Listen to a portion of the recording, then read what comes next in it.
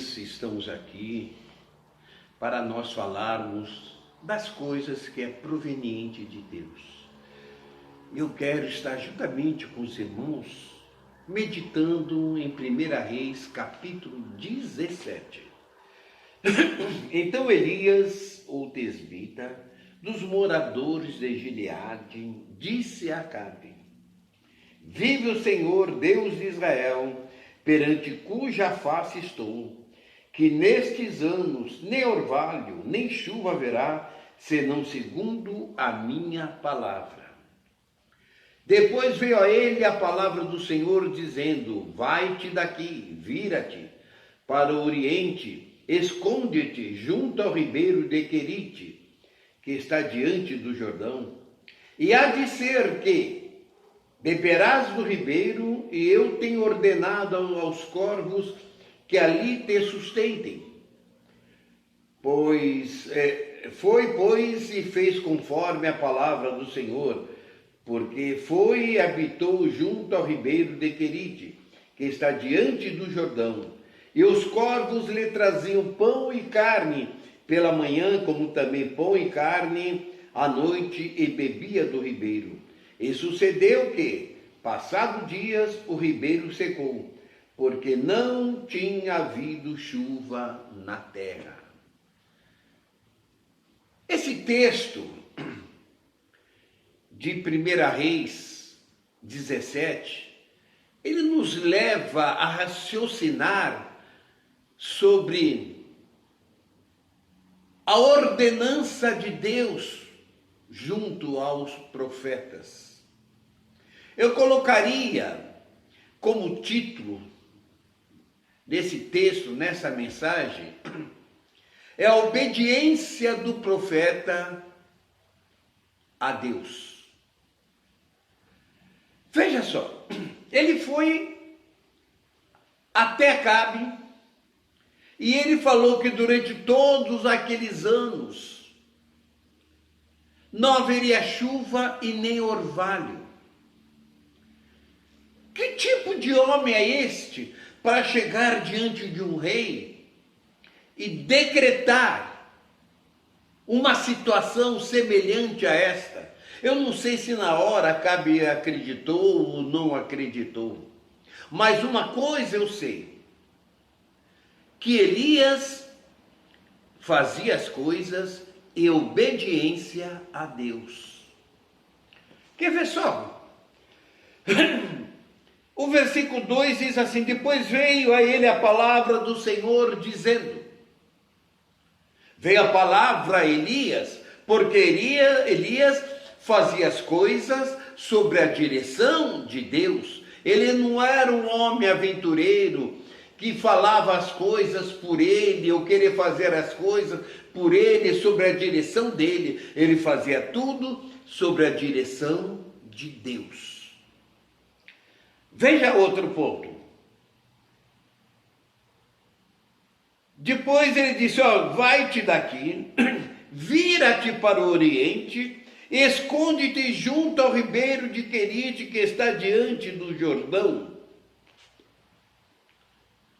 Ele era submisso, ele obedecia, ele não discutia o que Deus havia determinado. É interessante porque muitas vezes a gente vê que pessoas fazem as coisas, mas não é obediência a Deus. Faz porque ele tem aquele ponto assim. Eu acho que é assim, eu penso assim, eu imagino assim. Não. Para Deus não vale a tua opinião. Vale o que ele falou para você. Vá e faça e não discute. Porque Deus, ele é Deus.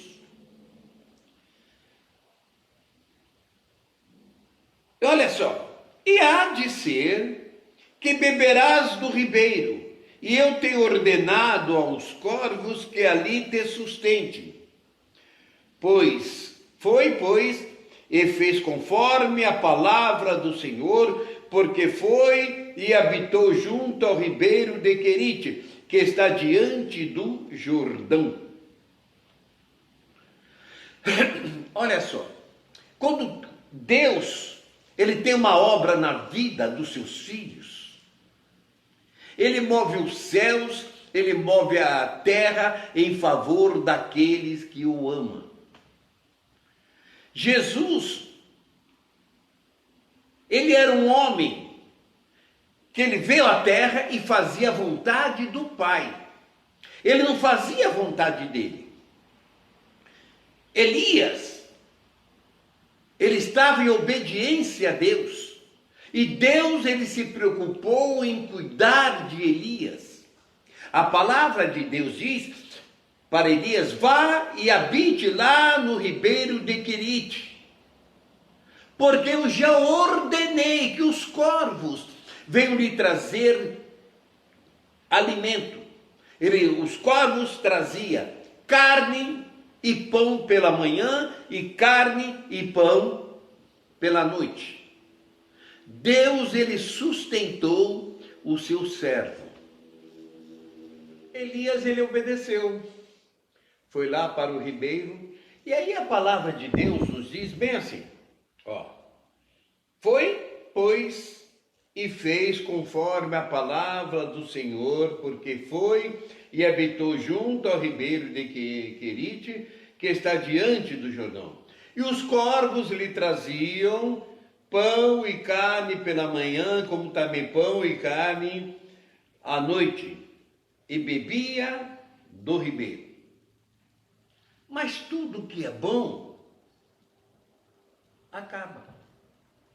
E a palavra de Deus diz que o ribeiro secou. Mas Deus abandonou Elias? Não. Ele pôs. Então, o que Deus ele fez? Ele falou assim para Elias: levanta-te e vai a Serepta, que é de Sidom, e habita ali. Eis que ordenei ali a uma mulher viúva que te sustente. Sabe o que a gente vê aqui? É participação. Deus, ele é companheiro. Ele nunca te deixa só. Deus, ele entrou com a providência de que Elias precisava de água e de pão. Mandou ele até a viúva de Serepta. Essa viúva de Serepta estava pegando apenas alguns gravetinhos, que ia fazer um bolinho para ela, para o filho, e esperar a morte.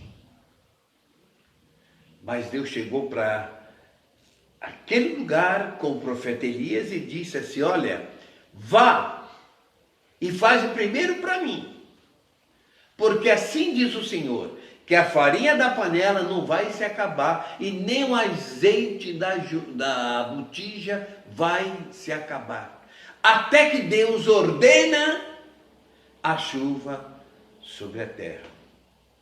Para finalizar, eu quero dizer, nós andamos preocupados, afoitos, com as nossas preocupações no nosso dia a dia. Confia no Senhor, que é Ele que te sustenta, é Ele que te guarda.